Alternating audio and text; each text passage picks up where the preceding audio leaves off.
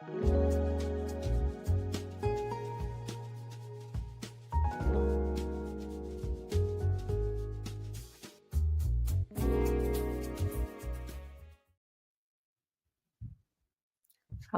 hello.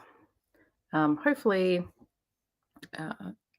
YouTube has kicked over, but I'm not game enough to open it because then I will get feedback from the video. Yes. Yay! See, this is why we have other people on live streams so they can do all that sort of stuff for us. It's helpful. Yeah. If you're here, say hi in the chat. Otherwise, welcome. It's just Heather and I today. Robin may be in, but highly unlikely. And Megan has a better offer tonight, which we're very happy for her. But yes, you will all be very familiar with myself and Heather. We're here fairly often. Surprise. Hello, welcome. Yes, who all would be starting for the first time with us or just watching because it's a beloved series already. Yes. Yeah, feel free to let us know if it's your first read or a reread, or you're just coming to chat because you love the series because you've read it before. I'm in that category, although I am trying to reread it because this is the Nalini Singh series I have not reread since starting it. Oh, that's nice. Hi, brother.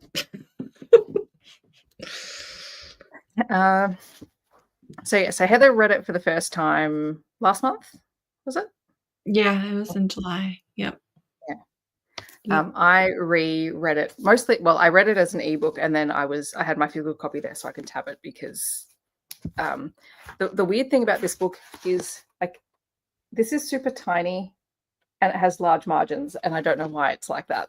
And it hurts my eyes. So I had to some choice. Do the ebook. Your third read of the first book, nice. Yeah, I think this is only my second read. A funny story about Nalini Singh's books, and I think I've talked about this in a video before, but I don't know how many people have seen me talk or heard me talk about it because it would have been a while ago.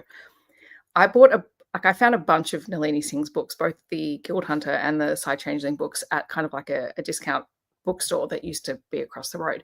So they were like books 10 in a series. I think I got 7, 8, 9, 12, and 13 or whatever. Like all my hardback Nalini Singhs, they were all ones that I bought and I got them for like $5. Yeah. But they were all out of order. So I had all of them, and then I'm like, well, I need to clearly go back to the start. So I actually did read most of them as ebooks before I got the physical copies. Yeah. Yeah. It wasn't until I opened it and then I'm like, yeah, no. I'm going back to the ebook. Yeah. I don't know whether it's just a post-illness or an age thing or just no. I can't do it. Mm-hmm. Oh, nice. I haven't listened to the audiobooks for no, I haven't for the Guild Hunter. I might have listened to a couple of the Side Changeling audiobooks. I actually don't know now. Might be something I have to go back to. And I was just saying to Heather before we started, it was funny going back to this book because I read Archangel's Ascension a couple of weeks before I reread this. I only reread this on Thursday or Friday night this past week. And I wanted to make sure I read Archangel's Ascension before I came to this one, so that I wasn't then getting confused the other way around, because I've only ever read these books in order. And it's funny what I've forgotten about the first couple of books and how much some of the characters have grown. Particularly Dimitri's character. I forgot what he was like in this first book, because he's a little bit more mellow throughout the rest of the series.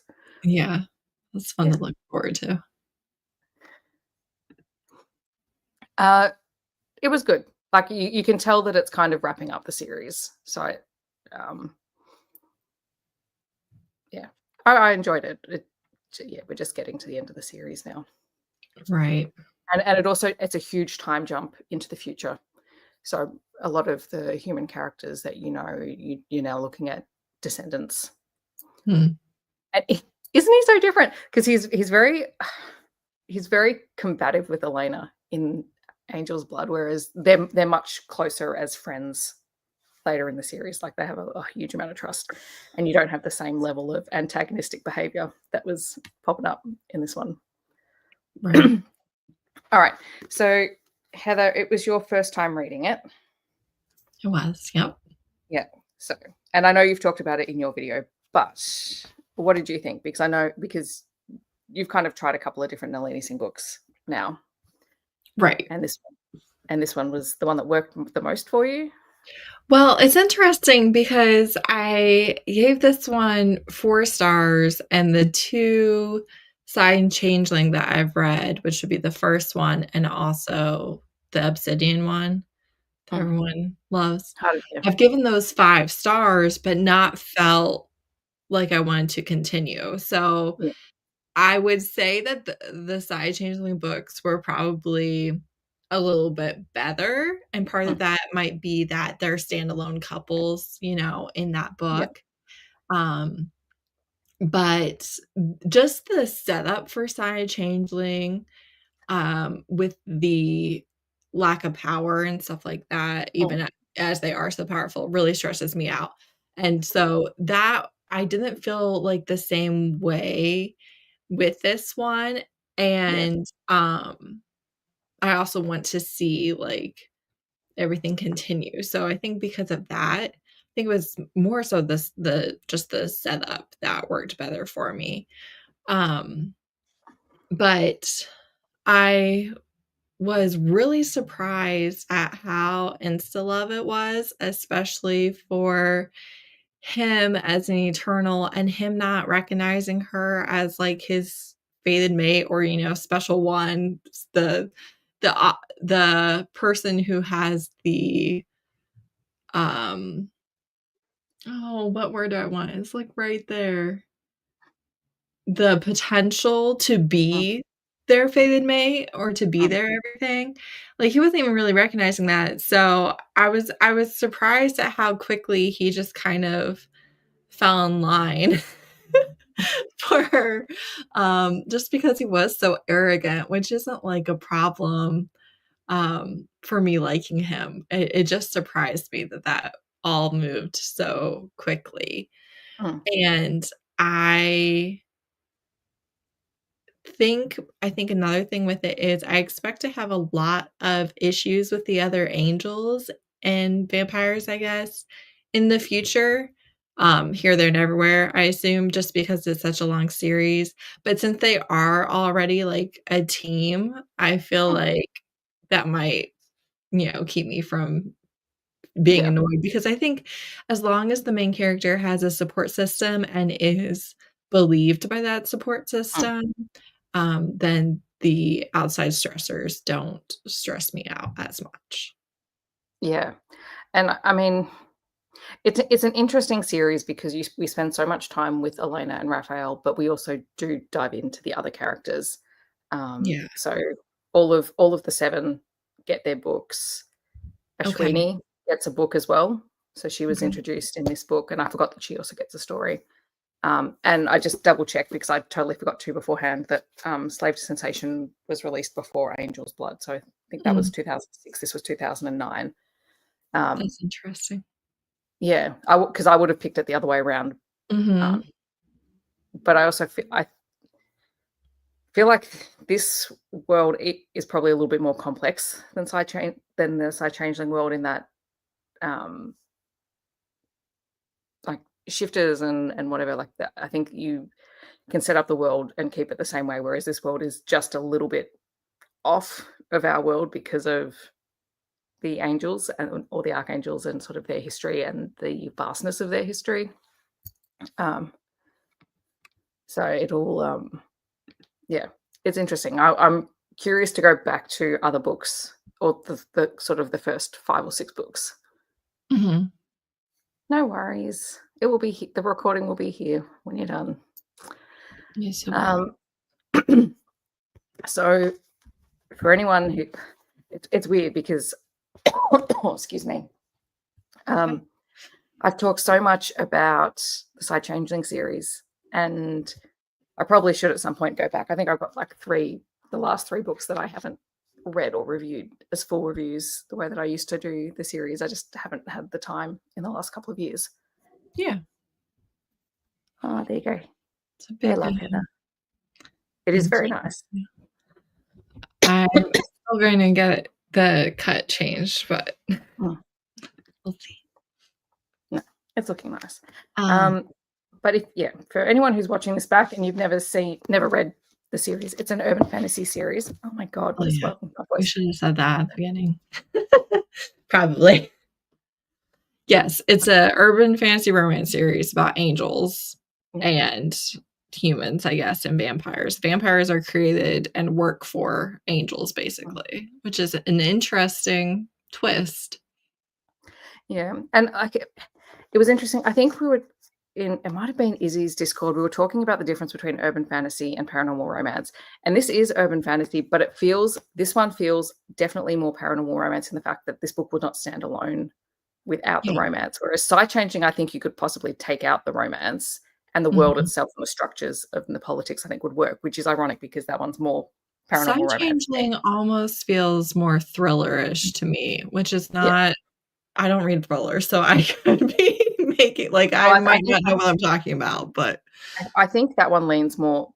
I mean, they all fall under the speculative fiction bracket. Like I feel like Side Changing feels more sci-fi in terms of the way everything's been set up with paranormal romance, whereas this one, like this series, doesn't stand alone if you remove the romance. Right. So I don't think we get a lot of angel history, but I don't think we get enough of it for it to stand necessarily on its own. Because if you'd have to remove Elena from the equation, and I don't think the story stands alone that way. But anyway, that's my opinion on it. Anyway, so we have Elena, who is a guild hunter. So she is a human who hunts down rogue vampires. She is naturally gifted in tracking, and I don't think it's not stated in the book that why some humans are more naturally suited towards it, just that some are. But other regular humans can also do the job. And she works for the Guild, which is the organization that kind of works worldwide. She's best friends with the North American director, Sarah, who is a character that reappears. So Sarah stays as a connection for Elena through the whole book, as well as Deacon and some of the other Guild hunters that we met. And at the start of the book, she is called to the Tower, which is the center for the Archangel of New York, Raphael. And he essentially blackmails her into taking on a job, tracking down a rogue angel, or archangel, really. Which kind of, for this series, sets off the fact that there is something not quite right with a lot of the archangels. Which becomes an ongoing thing. And I think going back to this one, it's easy to see where some of the groundwork is laid for future conflicts, particularly around Li Wan. I think it's Li Wan. Anyway, the one that's raising the dead. The one that's raising the dead. But also Michaela as a character. And I mean, I think it did a good job of at least introducing these characters and kind of setting some groundwork for them. I think we get a lot more information about them in later books. We're also introduced to Raphael's 7, so his kind of most trusted guards, which is made up of vampires and angels. We don't meet everyone in it. We met Venom, Dimitri, Ilium, Jason. I don't think Aiden wasn't in this one. I can't remember if there's another couple that I don't think we've crossed paths with yet. The Michaela storyline, I remember when her name popped up, I'm like, oh yeah, and then I thought this book had her whole storyline because I literally don't remember her after this book. There's a little bit more that goes on with Michaela. And I mean, I think she's interesting. I think her storyline is probably something we'll talk about maybe in book 2 or book 3 for where that goes. But I think it's interesting because the groundwork is sort of laid for who Raphael's allies are amongst the ruling archangels. Mhm. Uh, Incredibly powerful, very old, um, very alien, not at all religious, thankfully. um, Right. but I think the thing that uh, the reason so many angel books don't work for me is because I don't think they strike the balance of angels being dangerous, even Yeah. if you remove the religious element from them. But I mean, angels in religion are not happy, shiny things, really. Um, Right. so I kind of like that. Like you have your happy-go-lucky sort of angels like Ilium, who I think who's probably a lot of people's favorite. But then you have characters who you just know will quite happily strike you down and move on with their lives, and it doesn't mean a whole lot because they're that old that Mhm. what is Yeah, I think something short. I like in, the way she set up these angels is that, um, a lot of their position, I guess, comes from power, from Mm, being so powerful rather than, like, a holiness, mm, lens, mm, which that will usually bother me pretty quickly, so I like that yeah, she kinda swung and the other way. yeah, I mean, this I suppose 2 things I wanted to talk about, well, at least touch on with the angels, like there's which one do I start with? Because I think I'll start with the refuge, which we only really see at the end when Elena's recovering at the end of the Mhm. book. So the refuge being sort of this hidden place where really they raise their young to keep them safe because it's somewhere that humans can't go, which we see a lot more of later on. Yeah. Um, but also, um, I'd completely forgotten about Raphael going cold. I'd forgotten that storyline. I don't Okay. feel like that comes back as Okay. often. Um, Probably I would assume because he has her to yeah, be connected to now. yeah. Oh, yeah, 100%. And it was but when I was rereading it, I'm like, "W what? Why are we back here?" That's so Um, interesting. which I suppose is the problem with the reread. Uh, but also the fact that I kind of like that he basically it's almost like he's completely alien from his regular Mhm. personality in Mhm. that. Um, It reminded me a lot of Suzanne Wright's Burn mm, Demons yeah, because when, like, the demon entity would take over, it was, like, the same but colder, more alien, more yeah, powerful, more ancient, just detached from yeah, like feelings that they would normally experience.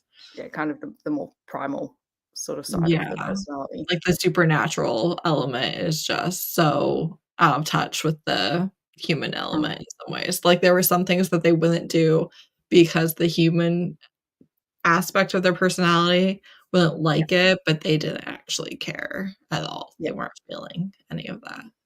yeah.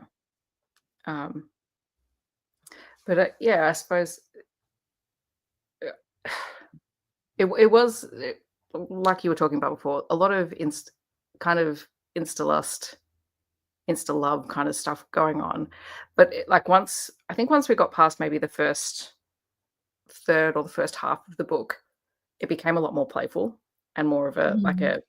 a game, Mhm. which I appreciate because at the very least, even though the balance of power is still tipped in Raphael's favor, I feel like Elena as a character on her own stands up to him a lot more than probably she would have if someone else had written the character. Yeah, and I definitely do think that, as the book went on, there were, like, things that she could have done that I would have found really annoying with the relationship that she didn't do. Um, and I find it interesting too that right here in the very first book, we have, like, a time jump, Mm, basically, of an entire year there at the end, so you can really see the amount of time that she's gonna be covering with the yeah, series. And I think from memory there are a lot of time jumps, which makes sense because you're dealing with characters who live a really long life. You can't. Yeah, it does. This is not a book you can do day by day, week by week as a series Mhm. because y it doesn't work, and a lot of Right. what's coming has to do with a complete shift in the structure of the Archangel society Yeah. and competing for power and things like that. So it's not something that's gonna happen slowly. That happens over time. Yeah, that's That not happens in real time. interesting to really just take, like, a 6-month segment out of the Yeah, eternal struggle yeah, and be yeah, like, "Oh, everything interesting happened right here." yeah. What was I gonna say next? Oh, one thing I oh, one thing that did drive me a little bit nuts when I was reading it was, um, when Elena's hired to hunt down the Archangel, Mhm. they don't give her information. Like, you've hired her to do a job, give Mhm. her the information. Also, it Mhm. felt like it took about half the book for her to actually start looking for the said Archangel, Yeah. but, um, No, it's like yeah, I get the secrecy and the need to know and the top secret, all of those things, but, like, what are we doing? well, Also, es I well, I especially I want to know what's expected of me, I want to yeah, know what the game plan is, so yeah. bothers me. Yeah, and I agree. There's so many macro plots that start here, even if it's just the very, very start of them. Um, but like linking to sort of the tracking down the archangel, like the getting starting to get the lore and the history of vampires and angels in the world, and the fact that angels create vampires, that not everyone is suited to becoming a vampire, I think was a really important thing that needed to Mhm, be introduced in this book. mhm, Um, but also that whole concept of angels who don't get rid of the excess venom or whatever it is that they have can see them reverting into their own vampire-like state as well, which I like as a creating your own sort of vampire lore. I think that's a really cool concept, mhm. linking angels and vampires, um, Yeah. which I don't necessarily think I've seen too many people try and play around with that kind of structure, or at least not in this way. Mm-mm. Um, and yeah, I think like getting starting to see some of the vampires and getting to see that they a lot of them take on the characteristics of the angel that made them as well. So Mhm. Venom, who's a character that we'll get to know a lot more later on, taking on the characteristics of oh god, what was her name? I've forgotten the name of the archangel. Anyway, um, the one that made him, so that he is just a little bit different from someone like Dimitri, who was made Mhm. by Raphael. Yeah, that is interesting. It's also interesting, kind of the defecting from one angel to another and Yeah. how that's not taken lightly, but Mm, still happens. mm. Um, Oh, and yeah, I was also gonna say I don't think it was Lee One. I think it was someone else. I feel like when you have angels, the automatic is demons, right? So you're usually playing with those together. And then I feel like if you have vampires and stuff in the world as well, you have all of the paranormals and again, angels and demons. Like you almost always have that combination. It's either just angels and demons, or all of them together, right? Yeah. Um, so this is different in that it's very vampire and angel focused Yeah. as your Yeah. paranormals. I don't know. I like that combo. Um, Yeah, it was good. And like you said, kind of the connection of how their natures are similar, mm, even though you're talking about different power yeah. levels. Um, just trying to see if there's anything I else in the also world that do like, guilds in general. I like that kind of forced found family structure. yeah. Yeah. Um, Oh, I liked the guy down in the dungeons. The, Vivek? like, genius guy. I Yeah. liked him. He actually, he's still in the series. He was mentioned Is he? in the most recent one. Cool. Um, yeah. Okay. I talked about all my world building things. The other thing that I suppose I liked was also that, like, the idea of the idea of consent came up a lot, Mhm. I think, in this book, in terms of particularly the power dynamics and the fact that Raphael does try and force his will on Elena quite a bit, and she calls him on it. Mhm. Um, I don't necessarily think it was done in the most subtle way, but I think that Right. I think it was important that it was done. It was mentioned a Yeah. couple of times in terms of pulling back and going, well, you can't, you want me to do this, but you can't just make me do it. Um, Yeah, it felt a little bit clunky, a little bit, yeah, "We have a feisty main character, look at how she doesn't take anything from yeah, anybody, even the most powerful archangel."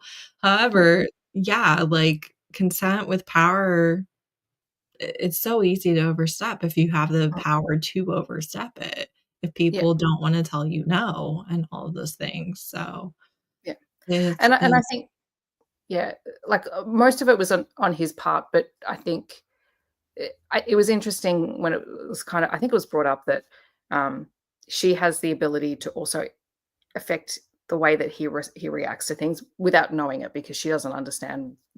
Well, neither of right, them really understand that um, right, that their attraction to one another is actually impacting their decision making abilities mhm, initially.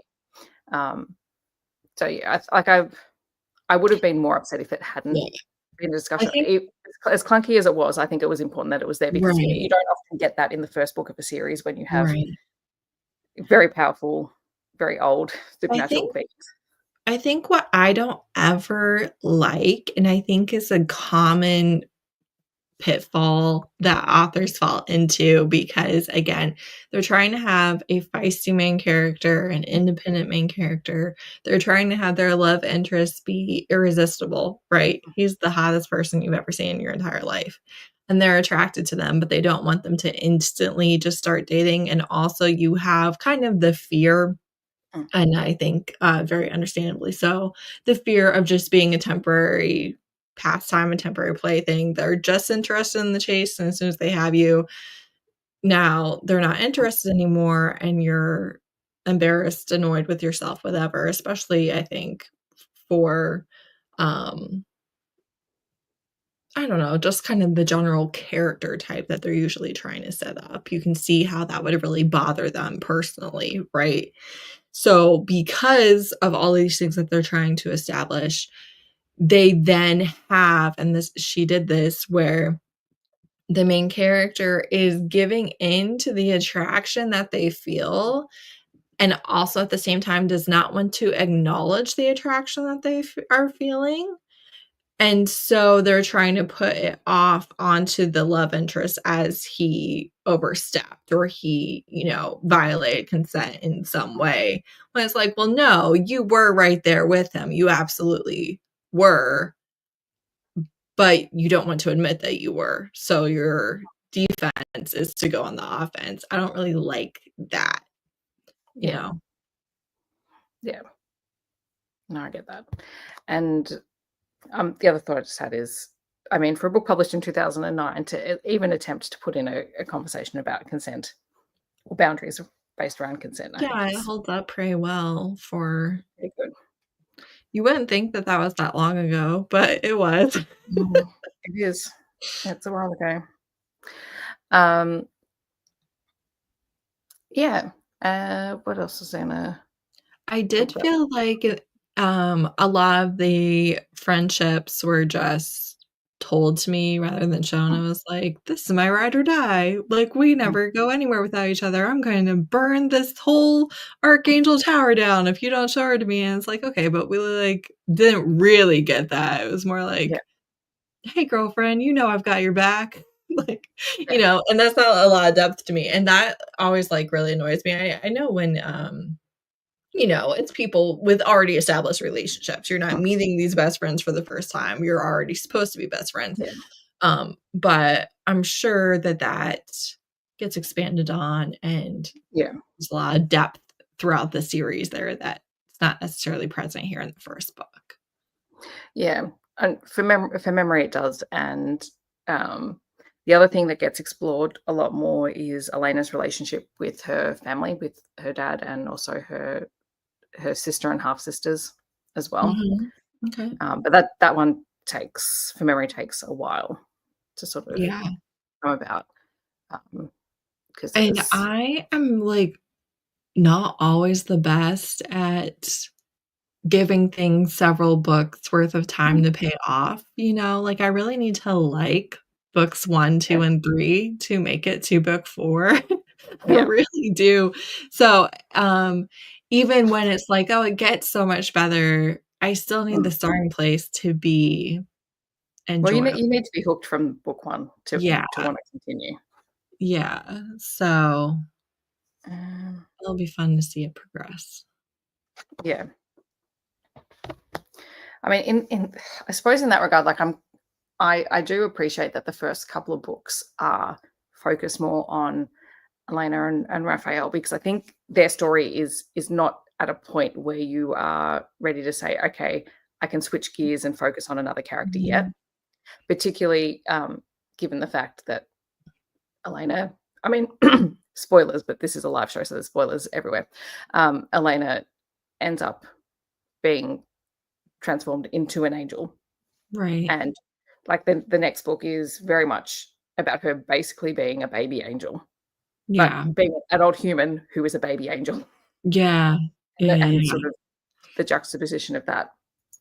Um, and then having to sort of really learn the rules of that space and adjust to who she is in her body. Whereas, like, in this book, she's comfortable with who she is. She's confident in her abilities, in what she's capable of doing. Sure, she's thrust into a part of the world that she didn't really want to be involved in, um, but she knows enough to be able to stand on her own 2 feet, which is good because that will carry into who she is. But then you've got the added complication of um, overbalancing because your wings are really big, Yeah, and you know. absolutely. So I think, like, in terms of that, I think the next couple of books, in terms of solidifying their relationship and where they sit and sort of evening out a little bit of the power imbalance, is Yeah. useful before moving on. Uh, and in a lot of Ex ways, like, without trying to compare it to Kate Daniels, the it's inevitable. like when we have our like when we move away from the main character, it's like our sidestep with Andrea and Hugh and whatever, those books that are Yeah. part of the series and fit in the series and continue the timeline. But it's kind of that sidestep as opposed to um, it being fully walking away from the main Yeah. characters of the series, Which I which will I think is say, more. do struggle to love those books as much, even when I Mm, do. yeah, It's like, I still wanna come back to my main character. yeah, So, I guess we'll see. I'm very excited and curious to see how I feel about everything, mm, with the series. So, I'm looking forward to finding out what I think. yeah, yeah. I'm looking forward to going back and seeing a lot of the macro plots outside of the relationships, and just remembering how it all came about, because Mhm. like, I literally have never gone back to reread any of them before Yeah. reading the newest book that's come out, and I'm Yeah. usually reading it over a year after I've read the previous one, Right. which is unusual for me Yeah. to do. Um, but I've always been able to manage remembering Yeah. enough about the previous story for it to continue. So yeah, I'm interested in seeing because knowing where we are now and going back, Yeah, like I don't remember where the pieces started. right. Well, um, even, like, with Kate Daniels that I've read a few Mm, times, it is like, "Oh, I didn't realize this happened in this book or this happened yeah, together." Like, I forgot all about this, or I just thought that this was in a different place in the mm, timeline, you know? Or, like, I really thought like you were saying, I really thought everything with this character happened in this book, but mm, the book yeah, ended and we didn't get to all of it. yeah. The other thing that I find really interesting in this book is like intellectually knowing the world is a huge place, Yeah. but the way that the world has been divided up by the archangels and the fact that they can travel faster, they can fly to wherever they need to be pretty quickly, whatever. So Mhm, they can be in each other's general locations mhm. um, if they need to be, particularly like, um, oh God, I've forgotten the name of the character who's the Archangel of South America. He's the Raphael's friend. Yeah, Um, the one that has a mate. yes, Yeah. but it almost does the job of making the world feel smaller in that they can be in each other's spaces very quickly. Um, and I think that, thank you, Elijah. Yeah, Elijah. I knew it was an E name, and I was going through all. I'm like, I don't know. I Um, remember no because one's name. I actually quite like Elijah as a character. He's a very good mentor for and friend for Raphael. Mhm. Um, yeah, and like we get a whole lot of hints about Raphael's parents as well, which becomes a big thing Oh, later fun. on. Um,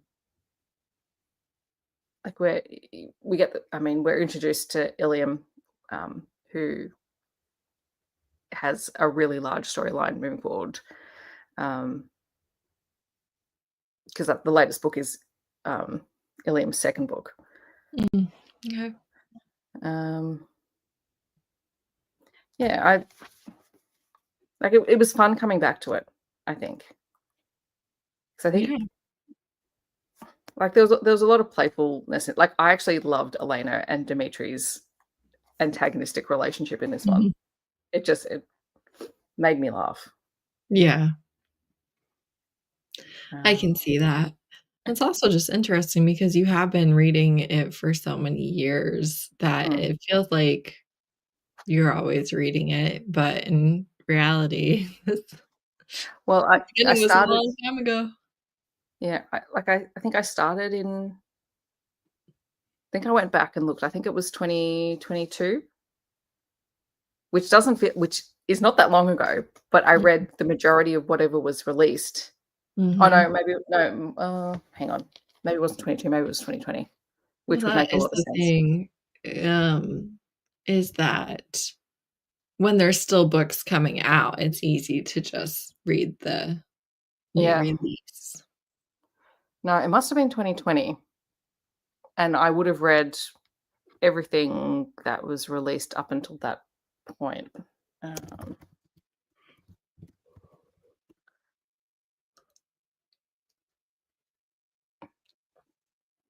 uh, no, I'm clearly not paying any attention. I started in 2018. So which makes sense because there's I read at least that would have been the first 9 or 10 books out at that time, and I would have read through all of those and then 1 a year since then, Yeah, which makes sense yeah, since we are up to book 17. math is mathing. Math is mathing. We don't trust Steph to do math ever. This is why I teach junior primary school. Um, yeah. Now, is there, like, a mystery type plot line in every book, or is what you're focusing on and wrapping up in a single book vary greatly? That is a good question. I think So obviously this one was there's the always prequel. something. There's always something, but I don't know how important it is to the plot. For like, there might be something little that's more of a character-driven sort of thing. Because after a couple, like, we really get into bigger world things, which Mhm. is like, there is an arc that is resolved in the book, but some of it continues on, like it has a flow-on Mhm. effect to the next books. That is a good Yeah. question. I Is legitimately it cannot remember. because I would assume regardless of whether it has that type of plot or not, that, Mm, you get a lot even more political just as you yeah, become more and more familiar with the power yeah. players. Yeah, no, there would be something that is more character specific that they're investigating in the books, but there's also the greater world stuff. And like the girl that survives, that Mhm. they've rescued and she survives, like she becomes a love interest in one of Mm, the books. I can't okay. remember where, but she does. That's Um, interesting. I'm gonna need to do a bloody character tree for this series because I'm gonna forget everyone.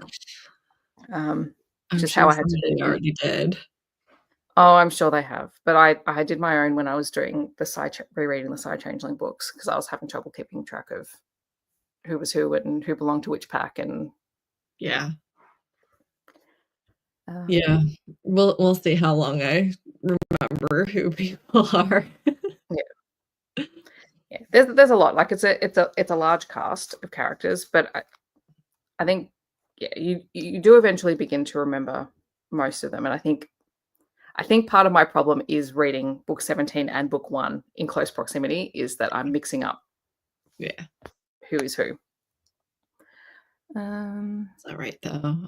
I feel like if you just mention something that they did in the book so that people hmm, know who you're talking about, it's yeah. not super important whether you got the name Yeah, or and Nalini Singh does do that. Um,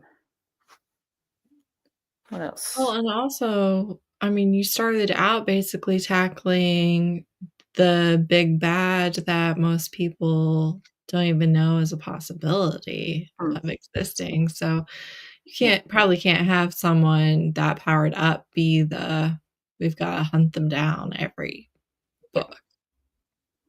yeah, Yeah, I'm curious to see where the whole raising the dead thing goes. yeah. It's gonna be interesting. Again, I've forgotten. I remember the broad strokes and I've forgotten the Yeah. details of it. Um, can I just say the angels destroying Elena's apartment really annoyed me. Yeah, And guys, you have enough money, you can fix it up. right. But also, like, obviously, the biggest thing with money is not having to worry about Mm, what something costs to fix and all of that, yeah, huge.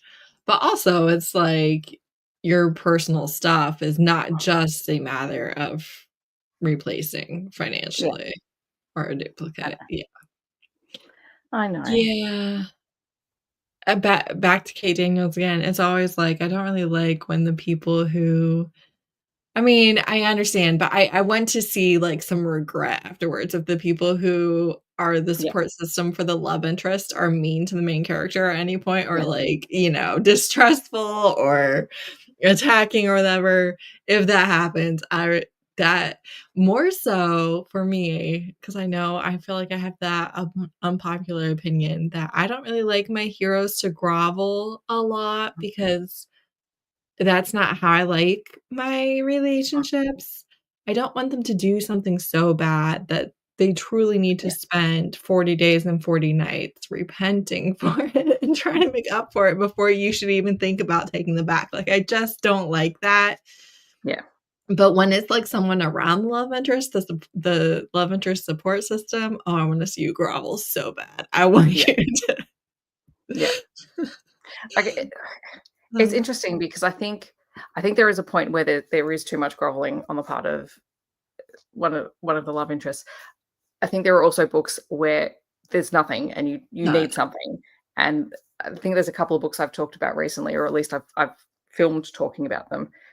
They may not have gone up yet, where I'm like, there needs to be something here. Like, otherwise A conversation, a at least. conversation or something. Um, Like, And it please. doesn't have to be big grand gestures. It just has to be, "Okay, I realize I've messed up and we need to address this." Like that to me, that's Yeah. what we need. Um, and I think in any kind of paranormal romance, particularly when you have very old, very powerful characters, I think like Mhm. you adjust your expectations for the subgenre that you're reading Right. in terms Yeah. of like Raphael is only just learning how to be a little bit more human again. Right. So he's I, without it being an excuse, it's almost like it's a bit of a pass because Oh, how for like sure. For sure. being hundreds of years or thousands of years old, how are you going to relate to someone in Right. the modern age in the same way as someone who Right. has such a short life expectancy? Like you Yeah. can't. And that is completely how I feel about it, where it's just like for me, I think it's, they're not real. This is not a Yeah, real psychological thing that we're dealing with, right? So it's like, I don't know. It's just, it gives me a completely different feeling for a many thousands year old angel to be extremely manipulative and trying to get his own way all the time and just expect constant yeses. That feels very different to me than like a boss or a rich frat boy who yeah. also always expects Oh, yeah, to be able to manipulate his way out of situations. Just yeah, completely different. yeah. And without getting into it, it's probably why I don't have as much success in, say, a dark romance genre because usually it's still a contemporary story. Yeah, and Whereas also I I feel like a dark romance, there's you can't, like, have a true 180 for the love interest, like, that's not really the goal of it, so it's like, once yeah, they overstep in a way that you personally, like, mm, really can't forgive, yeah, you're not really getting, uh, yeah, anything to make up for it. yeah. Which I suppose is probably why I've always enjoyed the paranormal romance thing because I think that it's just a Mhm. completely different playing field Yeah. in terms of our expectations as readers and what you will see in sort of Yeah. character development. Mhm. And sometimes it takes longer than say, than one book because usually they're series. Mhm. And I think that's okay. I think my expectations are adjusted for the genre, Yeah. um, which I think is a good thing. And Mhm. I don't know if there is as nuanced a conversation around the fact that it is important to adjust your expectations for subgenres at the moment Right, in the book community. right. And that is the thing, like, yeah, my what I will let the love interest get away with in a dark romance or a paranormal romance or even a fantasy romance is different than contemporary because, like, the fact that you had a bad day at work or had an abusive childhood is not enough of a reason for you to then be awful to people that Mm, you supposedly care about or to be abusive or yeah, what have you. If you're in a fantasy world and you, like, believe that this person is the devil and is out to, take your throne from you, like, I find that believable more so than you're in a turf war with the neighbor and like being petty and awful trying to, you know, yeah, put stuff on their uh, across the property line or whatever. Like, it's yeah, just different. yeah. Agreed. And So, also, I do think too that for me at least, one of my favorite things about reading paranormal romance is the idea that the different species have like oh, I don't know, different natures, mm, right?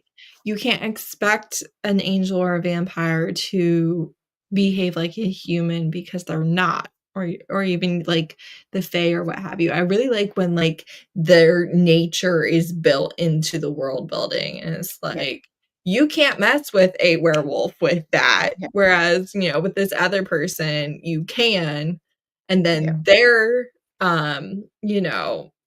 hot buttons are different. So you have to be more cautious about this specific topic or in this specific state, and I just find that fun and Yeah. interesting, and I like watching that explored. I like watching the, main character get herself in a little bit of a pickle because it's like, "I know you Yeah. were teasing, but now we have crossed into Yeah. bloodlust or whatever," and it's like, Yep. We've just tripped the "Alright." line just a little bit on the wrong side now. Right. Like, I just have fun with that. I do. And I also have fun with it because, again, it's like they don't actually exist, so it's not like you really have to worry about the real life consequences of people using that as an excuse, to Yep. violate consent or what have you. But you also can kind of push that envelope with those things, and that it's like this is the love interest. This is the person that the main character is going to end up with, and um you can make it a little bit more dangerous, I guess, of a game of, will they, won't they, what Yeah. have you, that, yeah, it gets really icky with humans because Yeah. people are going to actually say those Yeah. things when, in Yeah. fact, it wasn't true at all. Yeah. Agreed. It just doesn't Alrighty. push my buttons in the same way, it just doesn't bother me in the same way because, again, like, it's just not happening in real life. That's like, well, that vampire should have controlled themselves, but they didn't. Yeah. All right. So we're getting close to an hour chatting about the book. Was there something? Did you have a favorite part of the book or a Um, scene? well, I know as soon as she was, like, watching the angels fly and was like, "Oh, I always wondered what it would be like to fly," I was Mm. like, "Girl, you're getting wings at some point, Yeah. like, you will be flying." I Honestly, I really like things like where he goes cold and stuff. Mm. I like that type of thing. I think it's fun to see.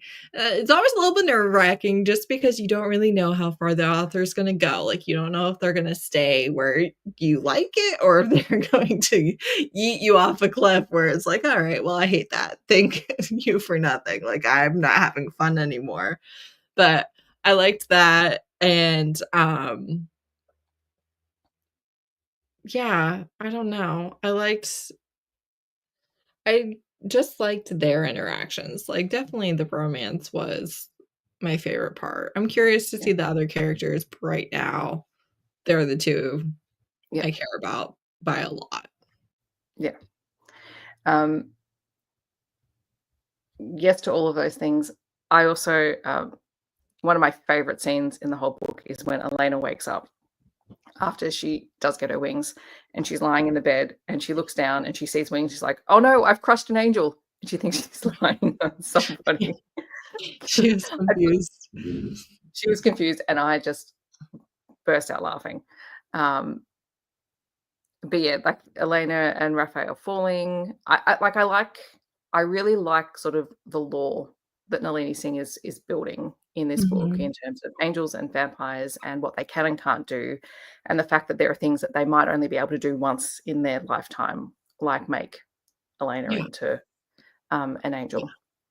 Um, oh, and also the angel dust. yeah. She's like, "God damn it, now it won't come off." Right. I liked, all the parts where people were trying to help her hide from him or get away from him too. That was a fun game of chase where Yeah, yeah, okay. yeah. Oh, and the vampire chase through New York Yeah, there were as well. definitely a lot of, uh, funny little Yeah, lines and pieces in it that were really good. Yeah. And uh and the hints at Elena and Ilium's friendship as well, Mhm. because they almost become like siblings in the Mhm. series. And just seeing the start of it and how he's very different to Raphael, Mhm. much younger, and is kind of like one of the younger siblings of the 7, but he's very capable. Right, of course. Yeah, I mean, you know how much I love all those friendships with, Yeah, powerful characters. I do really yeah, like that. I really like when it's, like, everybody's powerful and we're all buddies, and yeah, yeah, it's just one of those things in the subgenre that yeah.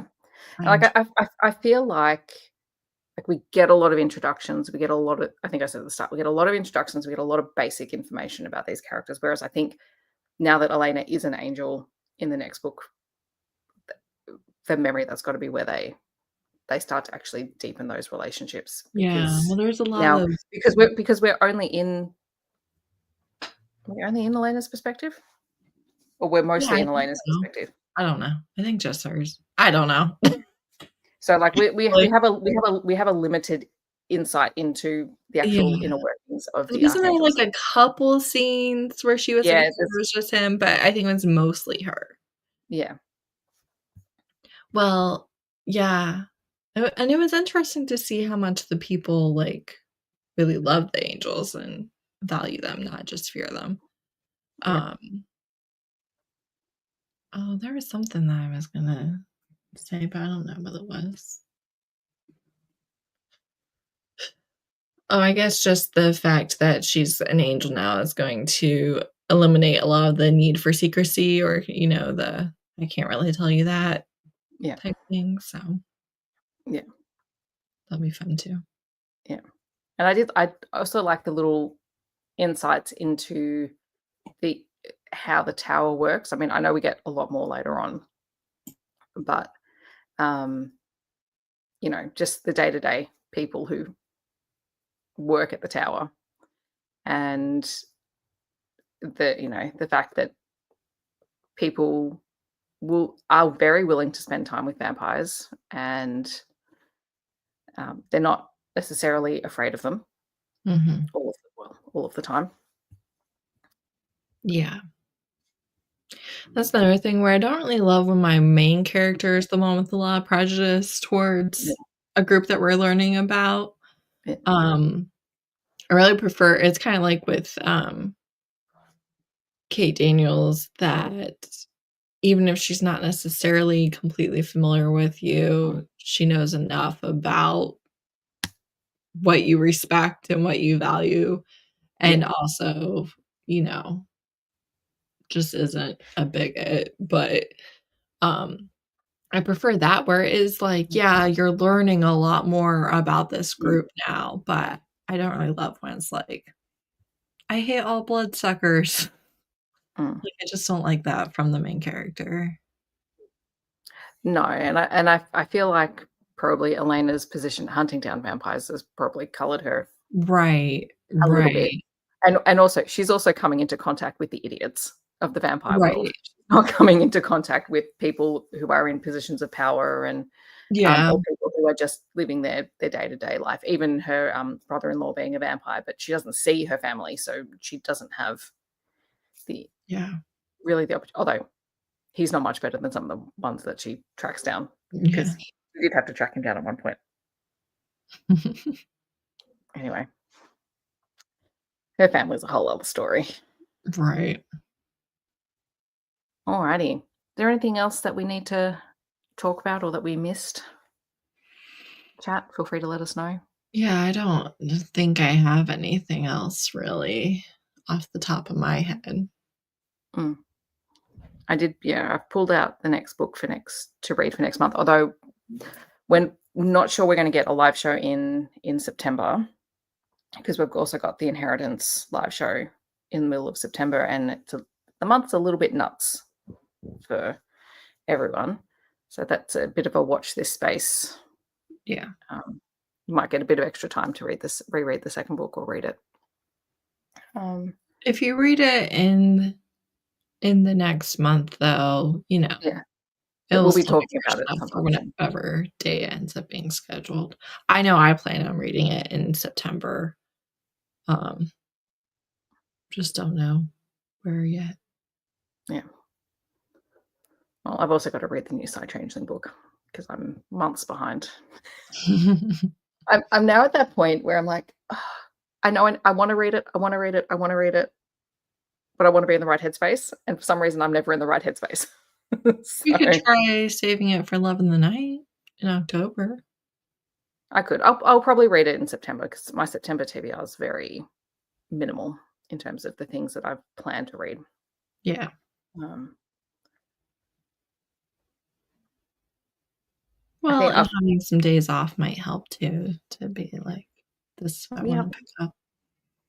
yeah. All right.